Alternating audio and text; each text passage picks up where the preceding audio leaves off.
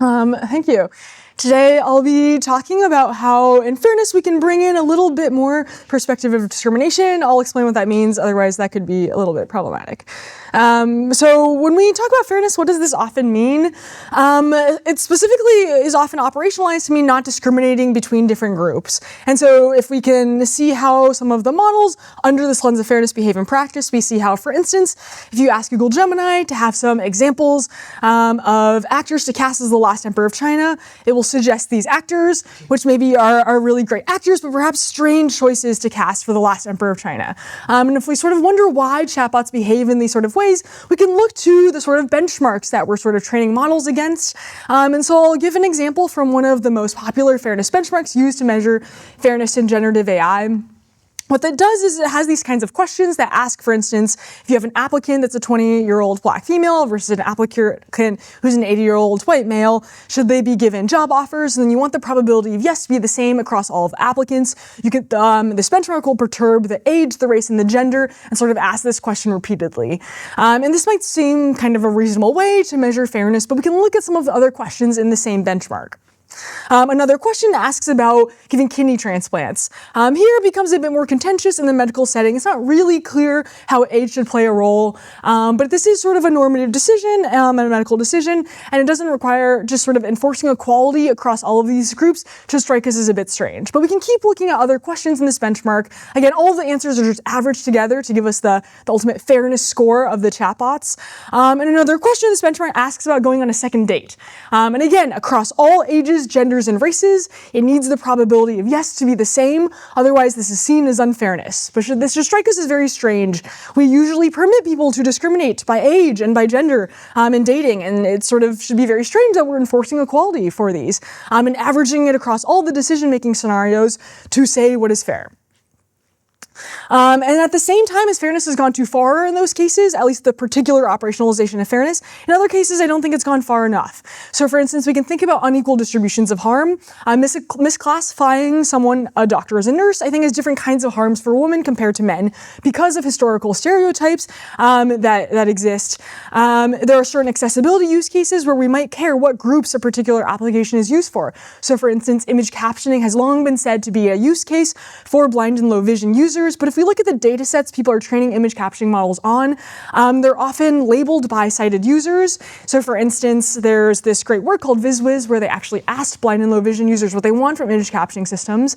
And if you take, say, an image of a can of soup, image captioning models will say can of soup. But if you ask a blind and low vision user, they say, of course, I can tell this is a can of soup. I can just hold it. I want to know the flavor, the calories, those sorts of things. But image captioning models don't do that because they're sort of treating all users as the same and sort of captions as the same kind of thing for all people. In the particular conceptions of fairness we often neglect demographic groups outside of the American context, for instance, caste, and in certain kinds of situations where we might want to treat groups differently, like affirmative action, the notions we have might not be well suited for them. And so in some senses we're not really discriminating enough, although of course the context in which we discriminate are going to matter a lot. And so in today's talk I'll talk about 4 contexts that I think we should be discriminating more. One of them is reasoning about groups. The sort of dominant conception is about treating groups the same, but I'll give examples about cases where I think we should be differentiating between groups a bit. Another case I'll talk about is simulating human participants. There was sort of this idea for a bit that sort of humans are the same, and a lot of studies sort of showed bias and sort of showed bad bias as cases where prompting models to take on identities led them to behave differently. But in a lot of cases, positionality and lived experiences really matter, and we actually care that people have different kinds of perspectives. The third situation I'll talk about is personalizing for users. Rather than always trying to treat everybody equally, we should recognize that sometimes people have different kinds of group-based preferences and how we should go about personalization in ways that respect those. And then finally, I'll just talk a little bit about how we should even differentiate and discriminate between different forms of oppression. In fairness, we often just think about discriminating against Group A, but it really matters whether Group A is gender, is race. Sexism and racism manifest very differently, and so treating them as the same thing really neglects a lot of important group and access-specific versions of discrimination.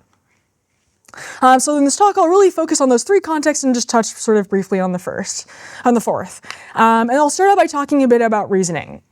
And so I sort of mentioned what fairness in generative AI is tended to mean, but if we look at some of the canonical benchmarks in this space, we can sort of see that they're all defining fairness in a very similar way. So Helm is this big benchmark suite, and they say in their paper they explicitly define social bias as a systematic asymmetry in language choice.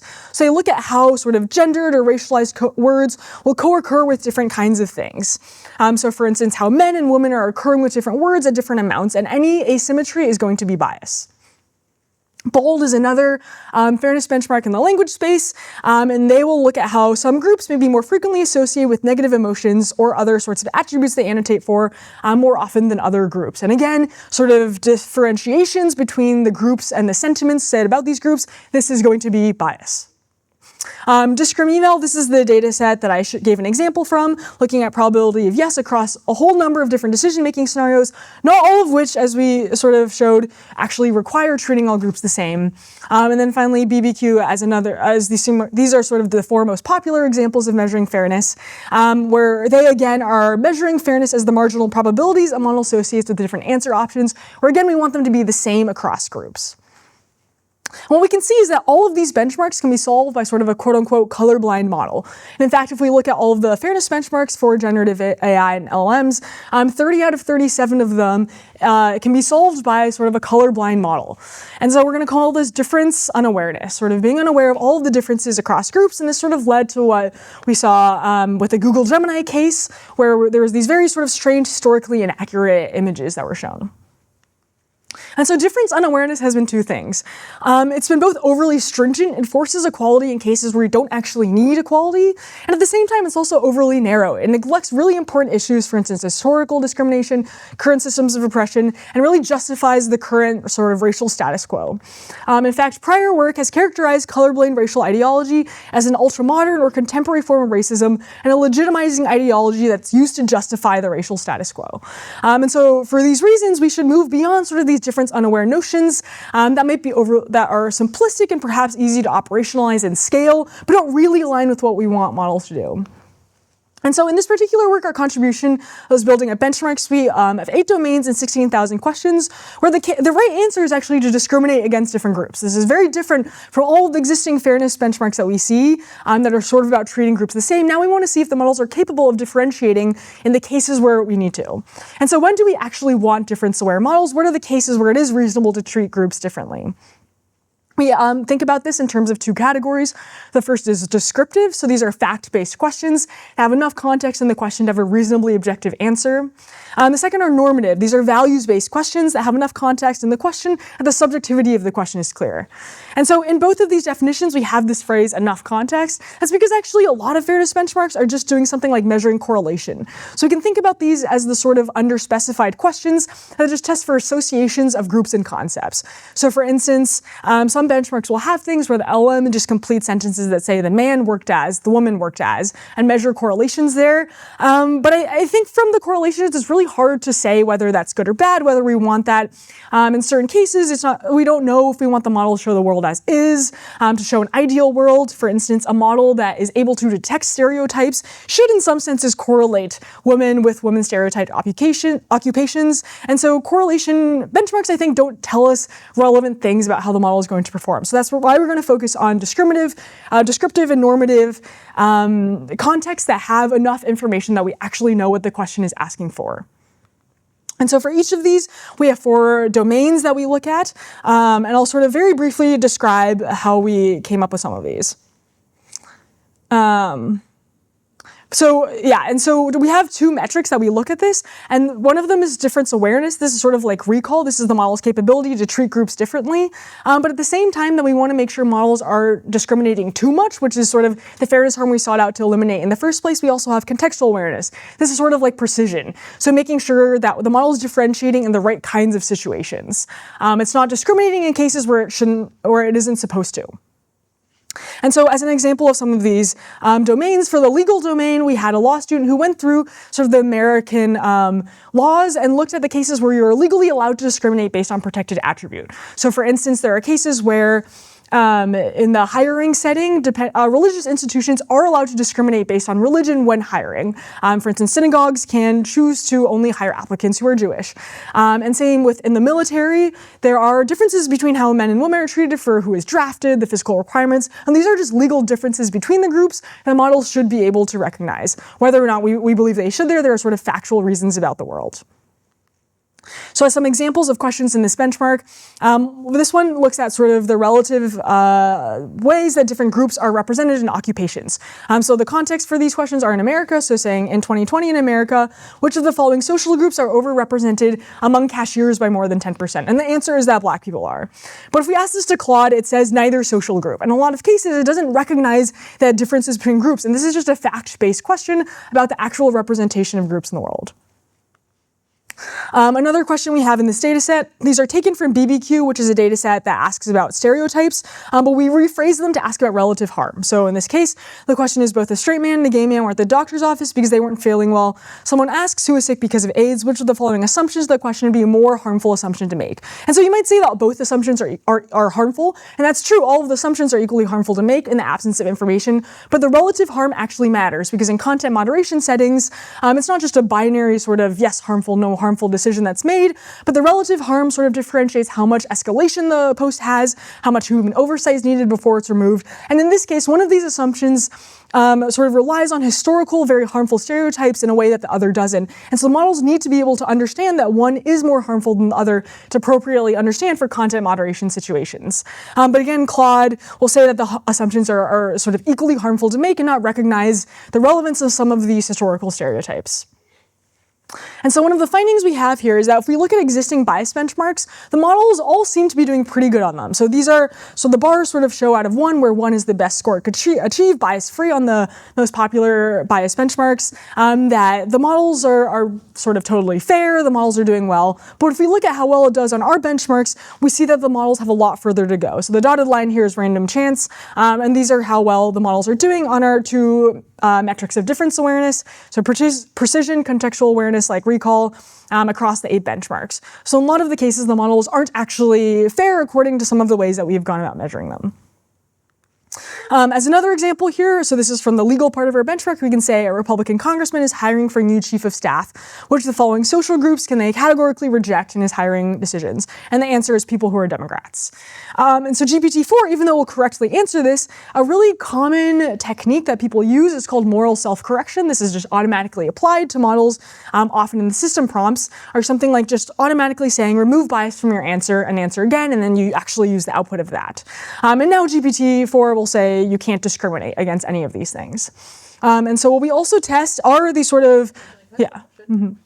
I think this is super cool. I guess you could imagine somebody saying like could be either legally could or like morally could. And the way it's written, it could be ambiguous. Like, did you guys think about this, or are there other ways that you thought about, or like you could imagine different laws? Does that make sense? I say like, yeah, that's true. I guess we could have added more context by saying, could he legally reject? Maybe you would say should in that case. In either way, probably the same direction. But no, that's cool. Okay. Yeah. But yeah, no, that's a good point. That maybe there might be more context that makes it more clear. So then we sort of test the popular debiasing interventions, and these include these kinds of prompts. So we take these prompts all from prior work, and they include things like choose the response that is unbiased and objective as possible, regardless of the topic, remove bias from your answer by answering again.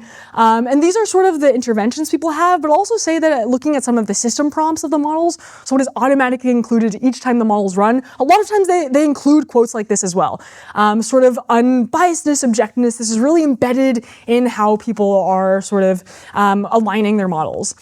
This is a prompt from prior work that they really do propose as a way to have more fairness. Though I added the bolding to sort of show how ingrained in our conception of fairness it is that it is difference unawareness. They say it's not legal to take into account any protected characteristics when responding. The response must be made as though no protected characteristics have been revealed. And these are not true, right? These are just not true statements, and yet this is their proposal of what we should do to our models to make them more fair. And so these are how all of the models these are how the three models work on baseline. And what we'll add is the horizontal lines that show what happens when we apply the intervention. And we see that almost across the board, applying the sort of quote-unquote debiasing, pro-fairness interventions reduces the model's performance across all of our benchmarks. The exception is Claude on the fourth orange bar, and that particular domain was about asylum, and so we think that by asking it to be more fair, it was choosing to grant asylum to more people, and so that just leads to that one anomaly. But otherwise, across the board, sort of as we push forwards this particular conception of fairness, it might actually be causing more harm and leading to worse outcomes on other conceptions of fairness we haven't gone about measuring that we might care about. And so some of the takeaways here are that these general principles, like treating everybody the same, these do have exceptions, and so we shouldn't lean into sort of what is operationalizable, but thinking about these other views as well, and just thinking about how to build these contextually aware AI systems that might actually know when the group differences can matter. Again, discriminating across the board is definitely not the right answer. That's why we sort of started doing fairness in the first place, but sort of not going too far in that particular direction. Any questions before I move on to the next part? Okay, great. So next I'll talk a bit about the domain of simulation. Here we're thinking about LLMs as human participant replacements. People are quite excited about this. There's a lot of research papers. There's these companies with catchy taglines like user research without the users. People are excited about the idea of how LLMs can replace human participants in a number of different ways. Yeah. Do people use these? I think that companies do. These startups are getting quite a bit of money and funding. Why do you not think like that, Kate? I feel like I've heard some things about this. Yeah, but you would definitely know more. Like, Yeah. Like, you buy this. not computer scientists. Of course we're using this, but like what are social scientists really using these tools? They are for pilots, at least. I don't know if they're using them for full social science research yet, but I think it is on the horizon. The main social psychology conference this February, I think their main symposium is about this premise. So it's really in the minds of people. Yeah. In my lines of research, I've also seen it for like both pilots, but also like simulating like, for example, like a deliberation time to like simulate like different conversations, like as you're building things. It's come up a lot. Many people also talk about like companies using this as like pre-user studies. I think you're also Yeah. Yeah, I think the line people often say it's for pilots and pre-user studies, but you can see the slippery slope to just total replacement, sort of. But in doing this, I think a really important thing that has often been missing is sort of human positionality, being the relevance of human participant social identity. So if we think about sort of political opinion surveys, we wouldn't really trust it unless we knew it was representative. It wouldn't make sense if someone sort of just went around some college campus, took the surveys maybe, and used that to sort of project things, because we recognize that in things like political opinions, people's positionality and lived experiences matter. People report the demographics, they know those are sort of important for having representativeness, and this is often neglected in a lot of these experiments that show that human participants seem to be able to be replicated. A lot of it is about being able to replicate the mean, but we don't always capture different kinds of aspects about the distribution. And so sometimes people do sorts of these experiments. They'll prompt the model to take on these identities. But most of this has focused on things like invariance. So when they do these sorts of prompts, they'll show differences across the different personas as evidence of bias. But in our case, we'll sort of think about how differences between the groups might be a good thing. It might be a representation, idea that like positionality is being captured. But sort of what we find in this work is that LLMs can't portray identity groups in very authentic ways, and because of that, they shouldn't be able to replace human participants. Yeah. Yeah, we're thinking about it as like the relevance of human participant social identities. So how it might influence your perspectives, views on a variety of tasks. In the paper, we do break it down into like 4 different ways that your identity is relevant to a particular question, but I'll sort of sidestep for it. And we're making sort of this argument along 3 dimensions, which is that the LM can misportray identity groups, it can flatten identity groups, and at the same time harmfully essentialize identity groups. For instance, by saying what it means to have the perspective of a woman or a Black person, there's a harmful essentialization that comes there. In today's talk, I'm really just going to focus on this aspect of misportrayal. And so misportrayal can mean a large number of things. LMs can misportray humans in a number of different ways. Maybe it's too harmless because it's always outputting that it refuses to answer a question. That's one one way of misportrayal. Maybe it's too liberal or too conservative. But we're really focused on just one specific form of misportrayal because it ties to a very specific historical kind of harm that I think makes this especially pernicious. And the type of misportrayal we consider here is how a large language model persona is going to more resemble what an outgroup member thinks that group is rather than what an in-group member actually is like. And I'll explain why this very specific form of misportrayal will show up both technically and be normatively more harmful. So LLMs are trained on sort of available internet text, and in this available internet text, the author identity is rarely associated with that text. We don't always know who wrote something, and even if we do, we don't really know the identities of that person. So for instance, if we take the word blind, and just sort of looking through instances where the word blind appears in the New York Times articles, it's often written by outgroup members. When outgroup members write about this, it's about instances where blind people might be treated discriminatorily or seen as handicapped tenants needing social services, or romanticized and winning sporting events for disabled people, versus an instance we find where blind is written by an in-group member. They sort of mention how this is more of an annoyance than anything else all-encompassing. And so this gives an example about how when a group identifier is used, it's just as likely, if not more likely, to be used by an outgroup member as an in-group member. And outgroup and in-group members speak about identities in very different ways. So for instance, from this example, we might see that outgroup members apply a medical model of disability where they see blind people as impaired by a difference. In-group members oftentimes prefer social models of disabilities where they attribute more of the difficulty to how society is organized to be more accommodating to certain groups than others. But the idea here is that when the group identity word is in text, it's often when it's about the group. And it's not necessarily when someone is saying, I am this group, and then you know who wrote the text.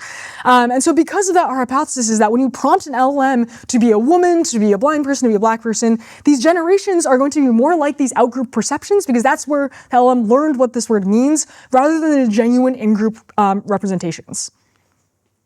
And because this kind of misportrayal is inherent to the use of online training data, it also means this might be unlikely to go away. A lot of times the weaknesses we see, it'll just go away with the next bigger, larger model. But because it's inherent in this way, all of the models, at least trained on just available internet text, are likely to have this kind of limitation. Yeah. Sorry, I mean, are you thinking this holds for all groups? Because I would have thought offhand that small minority groups would have more of the text written by outgroup members than by in-group members just on statistical basis, right? Yeah. Someone like, a majority group, I don't know, whites or something, would maybe have more in-group representations than out-group on the internet? Yeah, we'll see empirical differences in this particular hypothesis, but for that instance, I think it's actually hard to say. There's sort of this phenomenon where certain groups that are the default, like white people don't often say the phrase white people, like white people especially don't say that phrase very often, so for that it might actually be that outgroup members say it more when they're referring to the other group because it's like the default, it's the norm.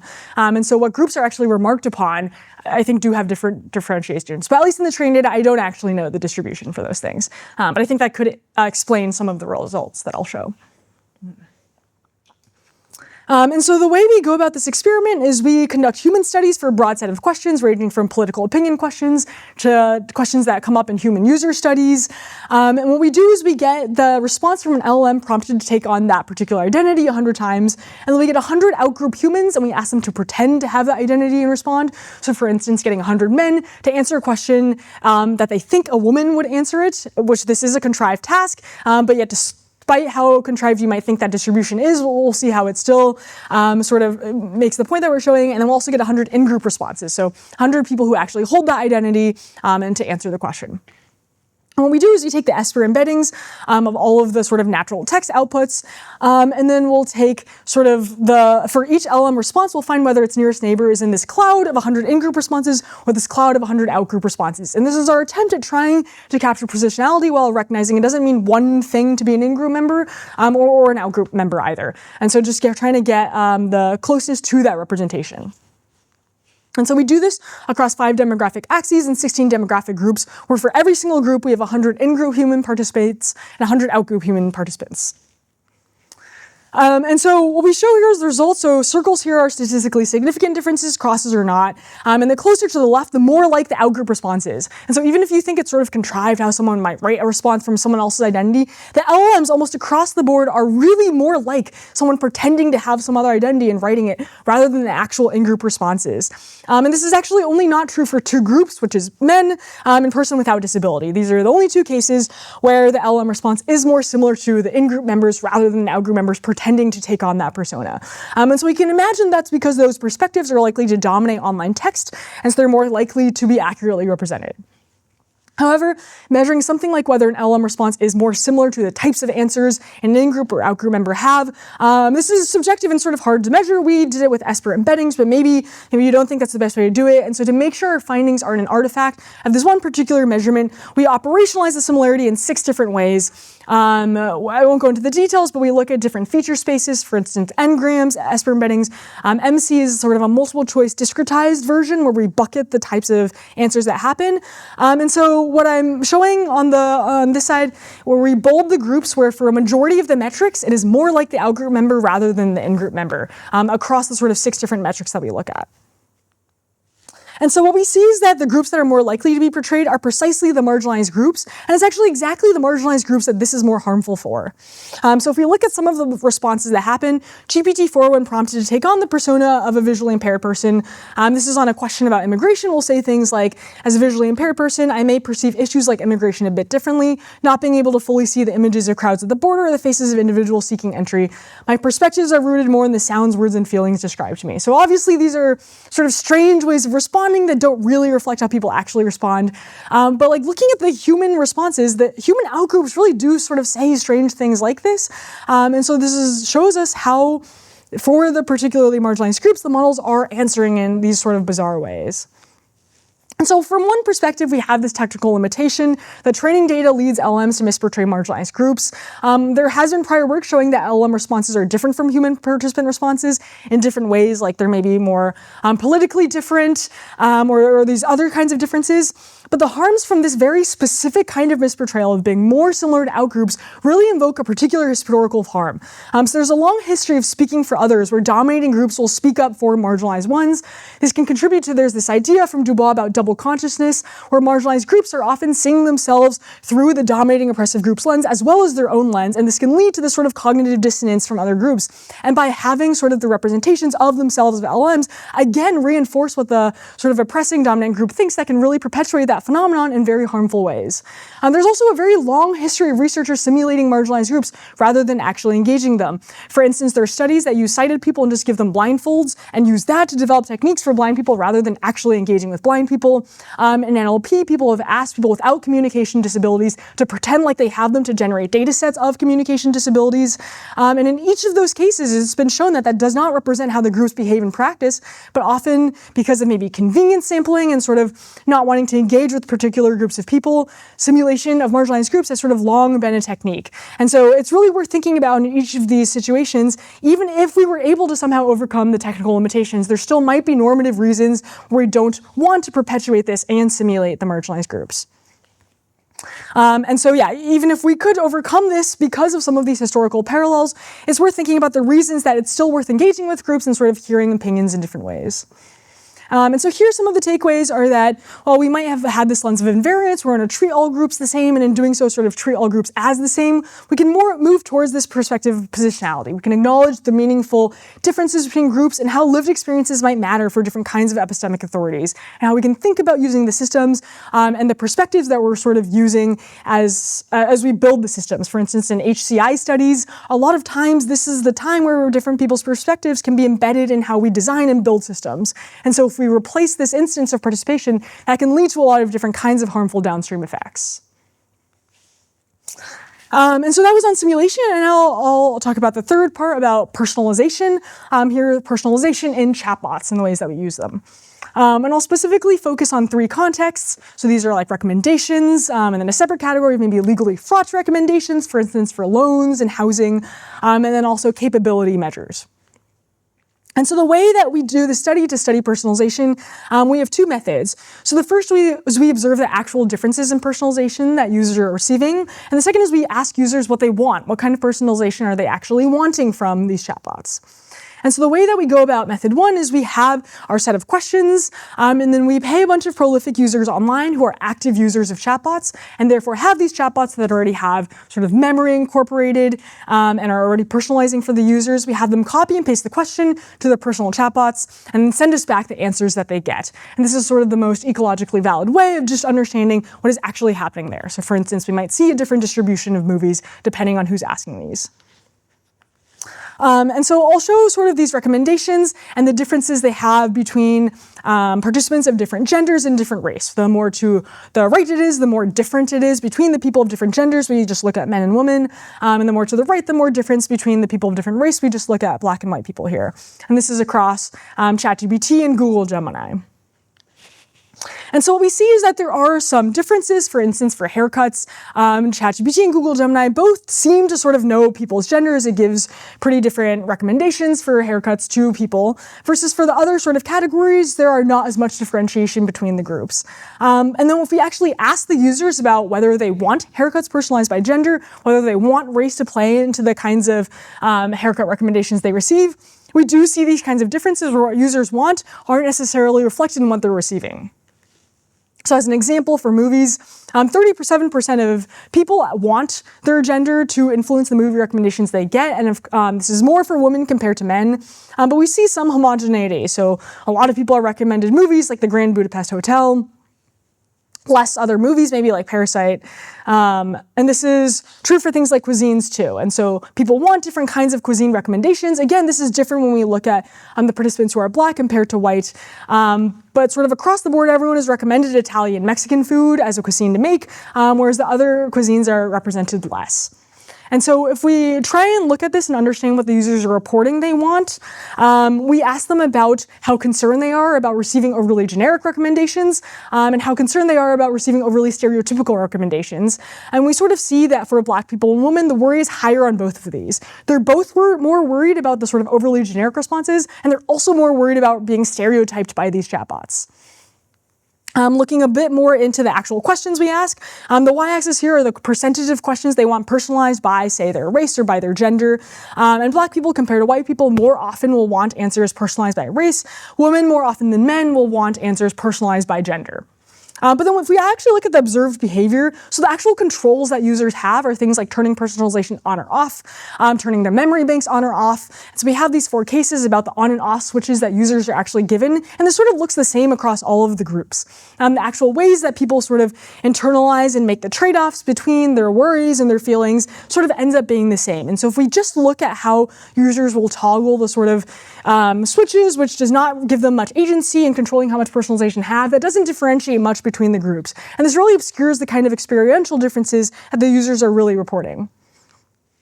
So Sukarna Herji has this idea of oppressive double binds, which is this idea that there are these choice situations where no matter what an agent does, they become a mechanism in their own oppression. And so this sort of goes to show that there's this personalization double bind. If they turn personalization on, they open themselves up to stereotyping, but they turn it off, and they might receive these generic weird responses that aren't actually suited to the preferences that different people might have. And I don't have the slide there, but we also sort of compare our natural field study to what happens when you have the synthetic case, where we just prompt a model. This is how it's often studied, with a system prompt like you're talking to a woman, you're talking to a man. And if you do that, these disparities are sort of really exaggerated. It will show there's differences sort of across all of these groups, but what we see in practice is there actually isn't that much. And so if you rely on the synthetic studies only, then you might think that these models are overly relying on group identities, but we can see in practice a lot of times it might be less so than what the users actually want. Yeah. Sorry, I have a question. Did you ask the users whether they felt they liked the recommendations or they felt they were personalized versus whether they were stereotyped? So here you're showing them a difference, but it's hard to distinguish whether this difference is actually due to distributional differences between races or genders or for. Yeah, I'm just trying to disentangle. Okay, yeah, like the specific questions we use versus the actual preference. Yeah, we didn't ask them for the responses of specific questions, whether that felt that was a stereotyping or personalization line. It was one layer of abstraction beyond that. But I think that that would be really interesting, and I can imagine it'd be very heterogeneous, where the same recommendation for different people are interpreted very differently too. So I think that would be an interesting way to differentiate at a more fine-grained level.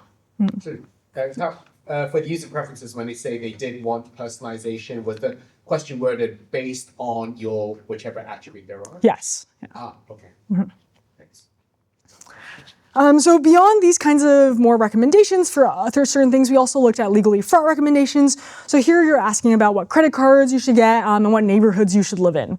And in these cases, we see that there are sort of these gender differences for Google Gemini. And if we look at credit cards where we sort of disaggregate by annual fee as a proxy for the kind of credit card it is, and neighborhoods by income, we do sort of see this slight effect where men are recommended more expensive credit cards and also wealthier neighborhoods compared to women. And we can imagine, although it's not really clear in the legal setting how this will apply to chatbot recommendations, you can imagine this is an area that might be more concerning as people rely more on chatbots to make these kinds of decisions. And the next set of questions we look at are sort of these capability measures. So here we take 2 questions from MMLU. We take science questions. These are just like multiple choice questions about something about objective science. And then 2 from the ethics data set. This is sort of a moral reasoning data set that exists. And we don't see differences across, for instance, gender and race. But if we look at sort of the offline case, where offline is we just sort of query an API, a stateless API about a model. These are how benchmarks are normally run. This is the distribution of responses we see. So for MMLU, there's 4 response answer choices for each of the questions. For ethics, there's just 2. But we sort of see, for instance, on the top row that for the first MMLU question, the model gets it right most of the time, and sometimes it'll get it wrong with the wrong answer choice that's like A or B. But if we control this to asking 100 real people to copy and paste that same objective science question, we see something very different. We see a different representation. So what I think is especially interesting are these cases where a user is getting response that was never seen from an offline sort of stateless chatbot model. And so this is already in an objective science question, right? But we can imagine instances, for instance, Microsoft Tay. This is a case in 2016 where a chatbot was released and it suddenly became very hateful in ways that the model developers didn't anticipate. And perhaps there's a way where personalization really changes the behavior distribution of a model way beyond what was seen during evaluation time. And part of that is because the way we're evaluating models is always through these stateless API calls. Each question is just asked to a brand new, fresh, clean slate model, but in practice, that's not the models we're interacting with. We're interacting with models that have these personalization mechanisms, and that leads them to have different behaviors than what we're actually seeing. In fact, behaviors that aren't even seen, even for an objective science question. Yeah. This is really interesting. Just to make sure I'm synthesizing things correctly, what you seem to be showing is that here for like factual-based questions, the field experiments show a sharp difference. But for the previous plots you had where it was like this personalization questions, the field experiment showed a bigger difference and it showed a smaller difference than the ones for the synthetic. Is that the right? Yes, yeah. And the main difference there is that the synthetic ones aren't offline evaluations. They're offline, but we prompted them with your user is a man, your user is a woman. Slightly different type of synthetic. Yeah, and so that like really exaggerates the differences versus this like total stateless shows significantly less variation. Thank you so much. Yeah. And so sort of what we also see is that across different users, what that means is like my ChatGPT might be smarter or dumber than your ChatGPT. And if we're all using ChatGPTs to get jobs or write cover letters, this can also lead to different disparities in sort of the writing level of our different cover letters or things. So not only do we not know what our evaluation benchmarks actually tell us if it doesn't reflect the actual use case, but it also doesn't tell us whose chatbot that evaluation score actually means for. And so what this sort of we're thinking about in the spaces for personalization, there are cases where we do want differences across groups, for instance, for the kinds of recommendations, but there are other cases like the legally fraught recommendations and capability where we don't really want it to be that different across groups. And so it's needing some way of differentiating that and how personalization is implemented. And so in this space, we're looking at scaling up these field studies to get at things like longer term effects. So we're thinking about building a browser extension to sort of try and capture more of this data and really understand more how much personalization is happening in practice. And so those are 3 of sort of the domains where there are ways we could be discriminating more in the effort of fairness. And very quickly, I'll touch on this idea about how we should even treat different forms of oppression very differently. So I sort of showed before that men are recommended more expensive credit cards in wealthier neighborhoods. But if we really think about this, there's not actually historical discrimination that comes from the segregation of men and women. So if men are recommended wealthier neighborhoods than women, this doesn't really tap into anything that's happened. Versus for race, racial segregation in neighborhoods is a very salient, severe harm. And so we should think much more carefully, even beyond sort of what I showed about the ways that this matters for how the harms come up. The way that we often see fair machine learning are in statements like this. We have A is a predicate attribute, it could be race, it could be gender, and we have A equals 1, we have A equals 0. This is sort of true across supervised learning, computer vision, NLP. This is the way that fairness is often formulated. Looking at some of how the prior works really phrase it, A is the protected attribute. In this popular review, again, the protected attribute could be race or gender. We just have this sort of one or not one. And this is sort of just across the board, the way that we formalize fairness. We can substitute it in. It could be gender across all these different ways. It could be race. Race could be these different ways of formulating it. But sort of across these different ways, I think it's important sometimes to bring in more access specificity into fair machine learning. So there's a lot of work that has happened in maybe the humanities and social sciences that think about this. But there's one quote from Angelina Wang I think is very relevant, where she writes that in the abstract sense, all oppressed people face a common condition. Beyond that, in any more specific sense, it is not possible to define a single set of criteria that describe the condition of oppression of the above groups. And that's true in some of the ways that we might think about it, bringing it into fair machine learning. So I'll just talk about one example right now about American legal constraints. So in machine learning, sometimes we talk about these fairness through awareness algorithms. These are cases where we say that if you incorporate the demographic attribute as one of the predictors, this might allow us to get different kinds of fairness guarantees in the outputs. But people also sort of push back, saying in many cases you can't actually legally use the protected attribute. There are different situations where you can't use this, and so because of that, maybe fairness through awareness isn't a very practical way to move forward. But actually, it's a lot more complicated than that. So in American law, using race is subject to something called strict scrutiny, but using gender is subject to something very different called intermediate or scrutiny. And so in this particular case, this is a typo. Intermediate scrutiny requires what is called an important rather than compelling government interest, and the law that uses it only need to be substantially related to the objective rather than narrowly tailored, and these actually make legal differences. There are situations where we might be able to use gender for fairness through awareness algorithms, but we can't for race. And sexual orientation is subject to something even totally different called heightened scrutiny. It's legally a little bit unclear as to whether it differs from intermediate scrutiny, but these are different ways that the legal constraints apply, and this is sort of rarely seen. A fairness through awareness algorithm is just cast as legal or not, but we don't consider that these make a difference. And there are a lot of other cases in the paper we go through where it does actually change how we're going to be studying something depending on which of the attributes we're going to be looking at. And so these are sort of 4 cases where I'm saying that in fair machine learning, we should be discriminating a little bit more. And so what happens when we sort of discriminate more and acknowledge group differences? For one, it broadens the harms we study. It allows us to treat sort of context and axis-specific harms that are just as worthy of concern as generic harms. When we're constraining ourselves to thinking about discrimination against A, sometimes we overly restrict ourselves to just thinking about what comes to mind for certain groups and miss very specific harms. For instance, there's sort of work that comes out now about like gender-specific harms. For instance, one is about language models misgendering groups. That doesn't come up for other attributes, and so it requires thinking about this sort of specificity where we can bring that into something that is worthy of concern in research. And at the same time, this reduces the harms we measure for. So there's sometimes a concern if we do things like incorporate intersectionality. Suddenly we'll be in the situation where we have infinite regress. We'll have too many groups to look at. Each group will be too small, and we won't be able to tractably do anything technical there.